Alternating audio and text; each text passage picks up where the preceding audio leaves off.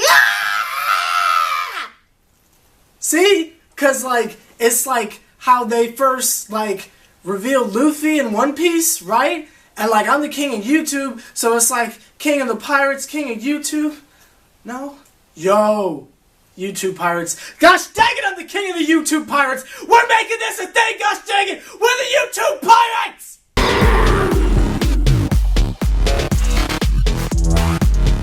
Hello there, H+III+T to boot that dang on time. Welcome to another edition of Top 5. Y'all, can I just say that this YouTube pirate thing, I plan on taking it to 9 million different places before the end of the year, but that's neither here nor there. Guys, wait, burp. Ooh, quiet burp. I don't know how I feel about that. But I am the World Heavyweight Champion of YouTube, and I say that randomly before this video starts because I paid too much money for this belt, but that's neither here nor there. Welcome to another edition of Dang On Top 5. Today we're doing the top 5 best bands friggin' ever, and the honorable mentions is so large, pause, that we actually have to do it as a part of the countdown. Gosh dang it. So, cue the intro! Oh, that's just unpleasant. Okay. You twist my arm, I twist your fate. You'll live alone up a prison gate, or break into a million pieces, or your reasons. Oh, y'all ain't know I can sing. What? So, again, the honorable mentions are so freaking intense that it has to have its own like miniature segment within the segment. So here goes my honorable mentions. I've got 12 people on this list, and this is top 5, so here we go. Each of these bands, I mean, if you're making a favorite bands list, you can't leave out anyone. So this was a very difficult list. But number 12, the band Placebo. I think it is in it. They only have one album I like, but I pretty much like it start to finish. I believe it's called Without You I'm Nothing. I think that's the name of it. Amazing album. Check that out. I think it's their second album. Number 11, Blink-182. Ugh. We reviewed their self-titled thing. Was it their second self or their first one? I think it's just a regular self-titled one. Amazing album. We did a review on it last Christmas, I think. Check that out if you haven't. Gosh dang it. Number 10, 5 Seconds of Summer. You guys know last year, well, I'm like still trying to find a replacement band for My Chemical Romance, myself and Austin Patton. So came across 5 Seconds of Summer. Starting to like them a whole lot more. Their last album was a lot better than their first one, because it was a little bit heavier, if that makes any sense. Like the first one was all bubblegummy, but this one's like more edgy, and I appreciate that from them. What's up with my words? Number 9, Times of Grace. Now the reason why Times of Grace is so low on my list is because they only have one album, and they're technically not a group. They're an extension of Killswitch. So if they drop another album and I like it as much as the first one, then they'll get a higher place. But for right now, they're more of a super group than an album, kind of like Dark New Day, if that makes any sense. Next one, number 8, Devil You Know. Obviously, that Howard Jones project, let's call it that. I loved their first album. The Beauty of Destruction was freaking incredible. Their second album sucked, but I loved the first one. And that is neither here nor there. And it's got Howard Jones in it, of course. Number 7, 32 Leaves. Love this band. We've talked about this a whole lot, and for those of you who have been subscribed to me for a long period of time, you know that they were in my top 5 at one point. Unfortunately, I found some new bands, and they kind of got bumped down a little bit. But an amazing band. I love their freaking album. I'm going to say second and final album, unfortunately. Panoramic. It's actually in my top 5 albums of all time. Love them to death. And that says a lot for the bands coming up next, because there's still like 6 more left, and my number 7, one of their albums is one of the best of all time. That says a lot right there. Number 6, Daphne Loves Derby. Most of you guys probably haven't heard of this band. That's perfectly fine. I love them. I'm really getting into them. I've been listening to one of their albums, I think their last album, since like a few days before Christmas. I've just been bumping that album over and over again, and every day I find a new track I love. That's why I haven't reviewed it yet, because I'm still finding more things about that album that I love. That's how deep I am invested in this band. It's that serious. So, we have gone through the honorable mentions. Let's go to the official top 5. Or break into a million pieces, or your reasons. Oh, number 5. My Chemical Romance. Now, I want to say My Chemical Romance / Gerard Way because I feel like it's just an extension of that. But I don't know if Gerard is really single enough as far as music goes to be able to go there. My Chemical Romance, we've had this conversation basically all of last year. Shout out to Austin Patton. I'm going to be saying that a lot this video. If it wasn't for him, I would not have found the epicness of this group. I'm super late on the gravy train. I remember when freaking, trying to remember. This is me jogging my memory. I'm about to give myself a cold. I remember when dang on Black Parade, the song Welcome to the Black Parade dropped. I remember around 2006-ish, 2005-ish, whatever. When that song dropped, it was huge, and I'm about to post another My Chemical Romance video, so I really don't want to get too in-depth into it. I just think they are an amazing band and slept on in the current rock community. I feel like a lot of people have forgotten about them, whereas you give bands like a 3 Days Grace or a Nickelback or a Daughtry or a Green Day, like all these nods. But what about My Chem? They're just as dynamic and, dare I say, more popular. Their Tumblr following is despicably intense.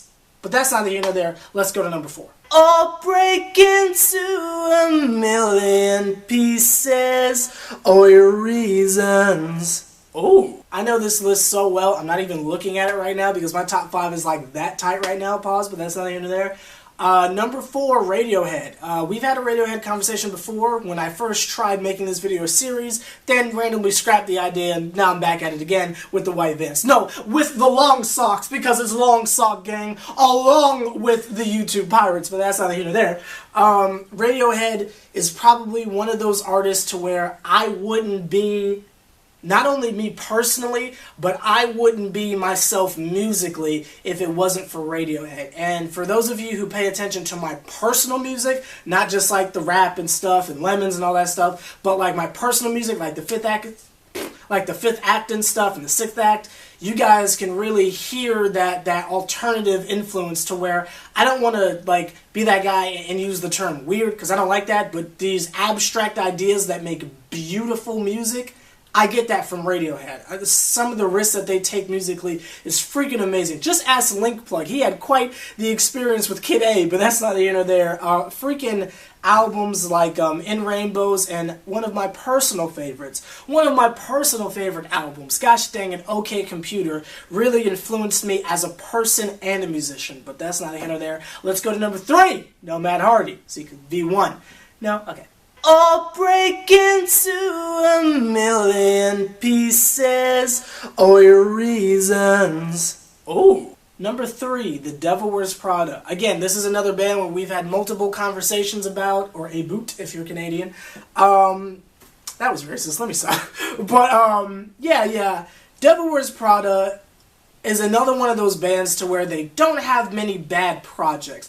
I cannot tolerate their first album. I can mildly tolerate Plagues, but with Roots Above and Branches Below and on, dare I say they have not missed yet. Even the Space EP, which I have gone on record to say that was a basket of meh, it still wasn't trash. They haven't put anything out recently that I've sat back and said, oh, they fell off. And a lot of my favorite bands have put out content where I've kind of sat back and said, oh, this wasn't your best. Am I just growing up or do y'all suck now? You know, I haven't had that experience with The Devil Wears Prada, partially because every album we get is such a drastic new sound. They almost remind me a little bit, not as in they're in the same genre, but as far as the way their styles change, a little bit of Panic at the Disco to where every freaking album is completely different, and we'll say Kanye West, how every album is totally different, never looks back, even though 818... and Dead Throne kind of sound alike, but it's like improving upon it, if that makes any sense. Just drastic sound changes. They went from like 2007 generic screamo to whatever it is you want to call them now. But yeah, so let's go to number 2. All break into a million pieces, all your reasons. Oh. Real quick thing about the Devil Wears Prada before I say number 2. They're a Christian band, so I connect with them spiritually too, if that makes any sense. Number 2, Slipknot. Slipknot, Slipknot, Slipknot, Slipknot, Slipknot, Slipknot, Slipknot, Slipknot, Slipknot. Gosh dang it, Slipknot. Now, you've seen a lot of my dang on covers on this channel. Corey Taylor is one of my freaking vocal heroes. I'm not the biggest fan of his work in, Stone Sour. To me, Stone Sour doesn't have much of an identity other than the fact that it's Corey Taylor doing snuff stuff. But Slipknot's just one of those bands to where I think we all went through a rebellious phase of some kind, and everyone has at least one rock group that they listened to in high school when they went through their darkest periods. I mean, even the quote-unquote popular girls, when they came back from Christmas break, every now and again, one of them came back with their bleached blonde hair jet black because they were going through issues at home, and they were bumping Slipknot. But that's neither here nor there. Gosh dang it, Slipknot has brought me through some of the craziest times I've ever been in my life, and leave it to Slipknot, every pivotal moment in my life, they drop a dang on album. I did not care all the way for their last project. That was, I think, one of my first reviews. Maybe the second one, right after Chris Brown. But I still liked it overall-ish. I gave it a trap, but I liked it overall. Slipknot doesn't have very many misses, and they seem to only be getting better. They're getting a little repetitive, but not like another artist that we're going to talk about in my number 1. So let's go to number 1. All break into a million pieces, all your reasons. Oh, number 1, I mean, if you've been subscribed to me for a day, you know this one. Killswitch Engage. Killswitch Engage, up until Incarnate, had not dropped a single song that I didn't like. That is saying a lot, seeing as though Incarnate is album number 7, I think? 6 or 7? No, 7. This is album number 7. That's saying a lot. That's over 100 songs, both demo versions, both remastered, live tracks, bonus tracks, all that kind of stuff, radio versions, screaming, non-screaming versions, Guitar Hero, Chipmunk versions. Like, up until their last album, they haven't dropped a single song that I don't like. We've had multiple Killswitch Engage conversations, so I'm not going to bore you with that. Just know they are my favorite band ever, and even though I didn't like their last album, they're still the greatest in my opinion, and I wish I could be on their level, gosh dang it. But that's neither here nor there. Like, comment, subscribe, H+III+T. What are your top 5 favorite bands? And if that is too difficult to narrow it to top 5, feel free to leave as long as a list as you need to, gosh dang it. Rank it down below. Like, comment, subscribe, H+III+T. See y'all tomorrow. We're going to review Smashing Pumpkins. Yeah. So, see y'all later. Yeah. Oh, and thank you to Wrestling Rap, bro. There's some Drake stands on my last video. I haven't decided how I'm gonna address those comments yet, but I appreciate everyone that's dang on stand up for your boy, you dig? See, because I stood up? No? All right. See y'all later. Ah.